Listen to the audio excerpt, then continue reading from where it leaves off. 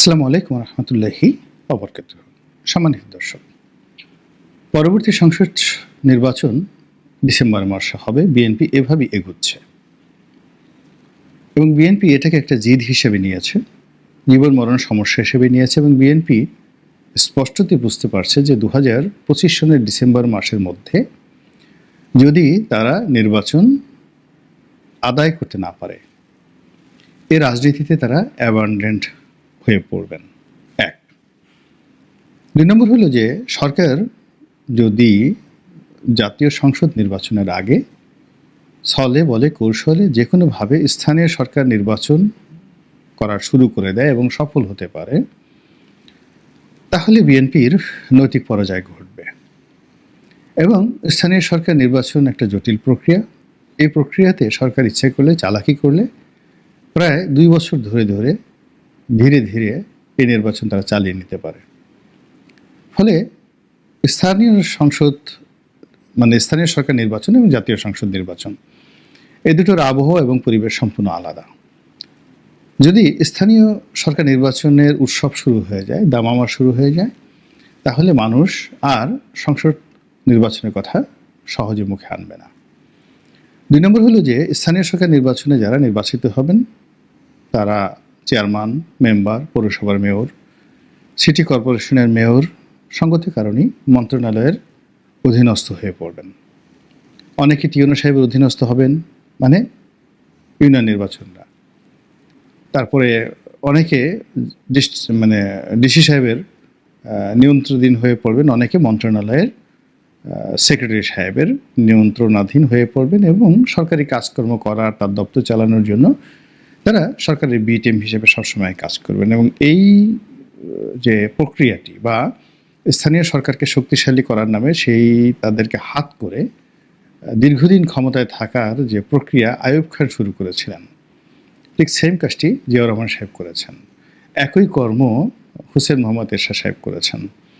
তো কাজেই এই জমানাতে যদি ডক্টর মোহাম্মদ ইউনূস এই কাজটি করেন, তাহলে তার ভবিষ্যৎ কী হতে পারে, তার উদ্দেশ্য কী হতে পারে, এটা বিএনপি বুঝে এবং তার বোঝার যথেষ্ট ক্ষমতা আছে।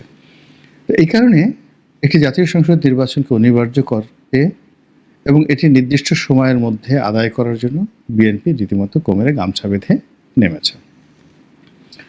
এ কাজের জন্য তারা দরকার হলে আন্দোলন করবে, রাজপথ কাঁপাবে, হরতাল করবে, যা হয় আন্দোলনের ময়দানে। এবং ডক্টর মোহাম্মদ ইউনূস সরকারকে দরকার হলে তারা পরিবর্তন করবে এবং ইউনূস সরকারের সঙ্গে ধাক্কাধাক্কি করবে এবং ইউনূস সরকারের যারা আপনজন রয়েছে তাদের সঙ্গে মারামারি করবে, কিন্তু ডিসেম্বরের মধ্যে তাদের নির্বাচন করতেই হবে। তো এটা বিএনপির সঙ্গে যারা সংশ্লিষ্ট রয়েছেন, ঘনিষ্ঠ রয়েছেন, তারা সবাই জানেন। দ্বিতীয় যে বিষয়টি, সেটি হলো কারা বিএনপির মনোনয়ন পেতে যাচ্ছেন জাতীয় সংসদ নির্বাচনে। বিএনপি গত বছর যেটা করেছিল, 2018 সনে যেটা করেছিল, গত বছর নয়, বিগত দিনে। তো সর্বশেষ নির্বাচনে তারা 2 জন, 3 জন, 4 জন করে মনোনয়ন দিয়েছে।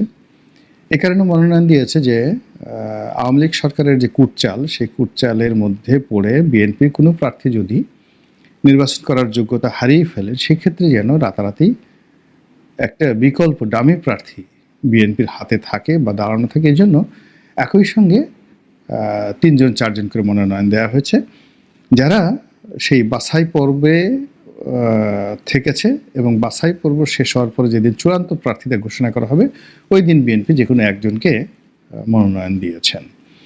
তো সেই যে 2018 সনের রাতের ভোটের নির্বাচনে বিএনপি 300 জন সংসদ সদস্য প্রার্থী ছিলেন বটে, কিন্তু তার বিপরীতে কম করে হলেও 2000 ব্যক্তিকে মনোনয়ন দেওয়া হয়েছিল।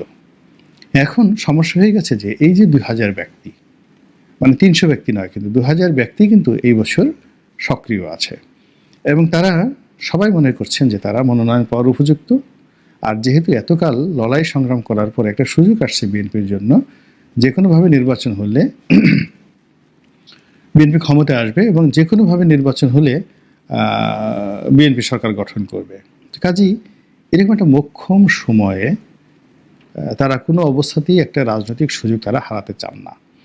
তো এর ফলে কি হলো, বিএনপির এমপি প্রার্থী হওয়ার জন্য, মনোনয়ন পাওয়ার জন্য একেবারে আগস্ট মাসের 10 তারিখ থেকেই লন্ডন দৌড়াদৌড়ি, লন্ডনে টেলিফোন, তারপরে বিএনপি অফিসে নিয়মিত হাজিরা, বিএনপির বড় বড় নেতাদের পিছনে চেষ্টা তদবির, সবাইকে রাজি খুশি করানোর জন্য যা হয় সব কিছু করা হচ্ছে। এবং এটা কোন পর্যায়ে যেতে পারে, জাস্ট একটা ছোট্ট উদাহরণ দিলে বুঝতে পারবেন। আওয়ামী লীগের সময়টিতে একবার ইউনিয়ন নির্বাচন হলো প্রতীকে। তো বিএনপির যারা ইউনিয়নের চেয়ারম্যান প্রার্থী, তারা তো ধানের শীষ নিয়ে নির্বাচন করবে। আওয়ামী লীগের যারা, তারা নৌকায় নির্বাচন করবে। তো ধানের শীষের প্রতীক পাওয়ার জন্য হাজার হাজার চেয়ারম্যান প্রার্থী তারা ঢাকায় এসে অপেক্ষা করতে থাকলো, টাকা নিয়ে, পয়সা নিয়ে। নেতাদের, মানে বিএনপির যারা, ওই বিএনপির অফিসের যারা লোকজন ওই সময়টিতে যে মনোনয়ন বাণিজ্য করেছে, ওই মনোনয়ন বাণিজ্যের সঙ্গে আর কোনো মনোনয়ন বাণিজ্য ভবিষ্যতে হবে কিনা সন্দেহ। তো সেই চেয়ারম্যান প্রার্থীরা শুধুমাত্র ধানের শীষ প্রতীকটি নেওয়ার জন্য, একটা চিঠি নেওয়ার জন্য সর্বোচ্চ আত্মত্যাগ করেছে, তাদের সব কিছু বিলিয়ে দিয়েছে কেন্দ্রীয় নেতাদের প্রতি। কিন্তু তারপরেও তারা অনেকে, মানে টাকা নিয়েছে নেতারা হয়তো 10 জনের কাছ থেকে, মনোনয়ন দেবে না একজন। তো রাতারাতি যদি সিদ্ধান্ত দিয়ে ফেলেন তাহলে তো হয় না। এই জন্য সেই 10 জনকে তারা শেষ ক্ষণ পর্যন্ত তারা ঘুরিয়েছে এবং সবার কাছ থেকে তারা টাকা নিয়েছে। কথার কথা, জাস্ট আমি এটাকে অভিযোগ করছি না, কিন্তু আমি যেটা বলতে চাচ্ছি যে ওই সময়টিতে বিএনপি যারা প্রার্থী, তারা এতটা, যাকে বলা হয়, মানসিকভাবে দন্যতার মধ্যে পড়েছিলেন যে এক প্রার্থী তিনি এসে 15 দিন যাবত ঢাকাতে আছেন, রোজ বিএনপি অফিসে যান, সবাইকে তদবির করেন, সবার কাছে দোয়া চান, সবাই যে যা চায় তাই দেন। তো বিএনপির চেয়ারপারসনের অফিস ঝাড়ু দিতেন এক মহিলা খালা ছিলেন, এখন আছেন কিনা জানি না। তো এক চেয়ারম্যান প্রার্থী সেই খালাকে সালাম করলেন, মানে পা ধরে সালাম করলেন, তাকে কিছু টাকা দিলেন এবং বললেন যে খালা আপনি আমার জন্য একটু দোয়া করেন। এ কারণ হলো সে ওই হোটেলে থাকেন আর সারা বিকেল ওই লেকের পাড়ে গিয়ে, গুলশান লেকের পাড়ে গিয়ে বসে থাকেন একটা ভালো সংবাদ আসে কিনা। তো এইরকম এই জমানাতেও, মানে বিএনপির যে এমপি প্রার্থী যারা মনোনয়ন লাভের জন্য, তারা কিন্তু সর্বোচ্চ যে যেটা পারছে, যে মারামারি করতে পারছে মারামারি করছে, যে চাঁদাবাজি করার দরকার চাঁদাবাজি করছে, যে থানা পুলিশ নিয়ন্ত্রণ করার তা করছে, যে লন্ডন যেতে পারছে সে তারেক রহমান সাহেবের কাছে যাচ্ছে, যে বেগম জিয়াকে পাচ্ছে তাকে ম্যানেজ করার চেষ্টা করছে। তারপর তারেক রহমান সাহেব বেগম জিয়ার যে আপনজন যারা আছেন, পরিবারের লোকজন আছেন, তাদেরকে ম্যানেজ করার জন্য সর্বোচ্চ চেষ্টা চালিয়ে যাচ্ছেন এবং এটা নিয়ে অনেক অপ্রীতিকর ঘটনা ঘটছে। কিন্তু এরই মধ্যে আবার সামাজিক মাধ্যমে আমরা দেখতে পেলাম যে বিএনপি মোটামুটি একটা তালিকা করে ফেলেছে, খসড়া তালিকা করে ফেলেছে এবং এটা বিগত দিনের মতো নয়। আগে যেভাবে একাধিক প্রার্থী ছিল, এবার একাধিক প্রার্থী না, এবার সিঙ্গেল প্রার্থী দেওয়া হবে, এরকম সামাজিক মাধ্যমে খবর এসেছে এবং অনেক জায়গায় অনেক প্রার্থীর নামও চলে এসেছে। তো যাদের নাম আসছে তারা তো খুব খুশি, তাদের লোকজন নানা রকম, যাকে বলা হয়, মিছিল মিটিং করে যাচ্ছে।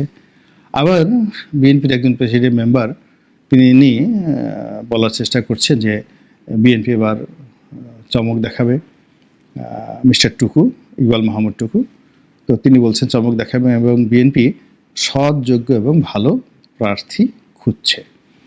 এখন এই কথাটাকে হেডলাইন বানিয়ে তার পাশে বিএনপির যারা বিভিন্ন নেতা রয়েছেন, তাদের কর্মী এবং সমর্থকরা তাদের নেতাদের কে বলছেন যে ইনি যোগ্য, ইনি সৎ, ইনি দুধে ধোয়া তুলসী পাতা, কোনো জীবাণু একে স্পর্শ করেনি, ঘুষ দুর্নীতি একে স্পর্শ করেনি, কাজেই ইনি তারেক রহমান সাহেবের খুব ঘনিষ্ঠ, ইনি মনোনয়ন পাবেন।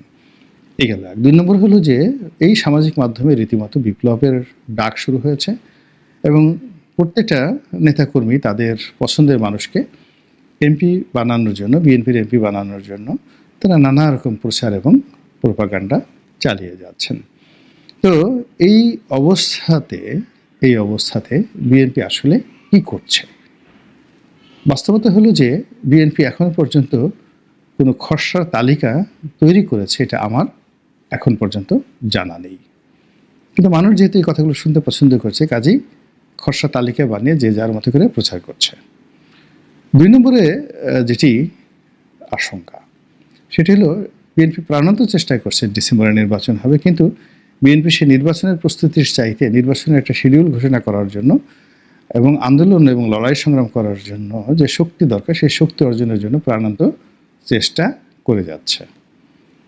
3 নম্বর হলো যে বিএনপি বুঝতে পারছে যে বাংলাদেশে এই মুহূর্তে তারেক রহমান সাহেবের উপস্থিতি ছাড়া নির্বাচন অনুষ্ঠান করানো, মনোনয়ন ঘোষণা করা, ফলাফল দলের পক্ষে আনা অসম্ভব বিষয়। কিন্তু দেশের যে সার্বিক রাজনীতি, সেই রাজনীতি ক্রমশ বিএনপির নিয়ন্ত্রণের বাইরে চলে যাচ্ছে। ফলে তারেক রহমান সাহেবের আশা, এমনকি বেগম জিয়ার ফেরত আসাটা অনেকটা অনিশ্চিত। এরকম একটা মবের রাজ্য, এরকম একটা যেখানে আইন শৃঙ্খলা রক্ষাকারী বাহিনী ঠিকমতো কাজ করতে পারছে না, ঠিক সেই জায়গাটাতে ওনারা যে আসবেন তার জন্য তো একটা অ্যাসুরেন্স লাগবে রাষ্ট্রের পক্ষ থেকে। আমরা তো জানি যে পাকিস্তান যখন ব্যর্থ রাষ্ট্র হয়ে গেল, বেনজির ভুট্টোকে কী পরিমাণ যাকে বলে জীবন দিয়ে কি পরিমাণ দায় শোধ করতে হয়েছিল। এবং একটা অস্থিতিশীল রাষ্ট্র, সেটা সামরিক কায়দায় চলুক বেসামরিক কায়দায় চলুক, সেক্ষেত্রে সামরিক কায়দায় চললে জুলফিকার আলী ভুট্টো, জেনারেল জিয়াউল হক, তাদের যেভাবে উদাহরণ রয়েছে, আবার একইভাবে বেনজির ভুট্টোর উপর বোমা হামলা, সেই উদাহরণও রয়ে গেছে। কাজে আমরা এই মুহূর্তে যেখানে দিনে দুপুরে বাটার শোরুম তছনছ হচ্ছে, দিনে দুপুরে যেখানে কেএফসি, পিৎজা হাট, কোকাকোলার শোরুমগুলো তছনছ হয়ে যাচ্ছে, এবং যেভাবে ধর্মকে ব্যবহার করা হচ্ছে, সেখানে রাজনীতিটা এই মুহূর্তে একটা সেকেন্ডারি পার্ট হয়ে গেছে। আর রাজনীতি যদি সেকেন্ডারি পার্ট হয়, বিএনপি সেখানে 4র্থ গ্রেডে চলে গেছে। আবার বিএনপির মনোনয়নটা 5ম গ্রেডে চলে গেছে, নির্বাচনটা 6ষ্ঠ গ্রেডে চলে গেছে।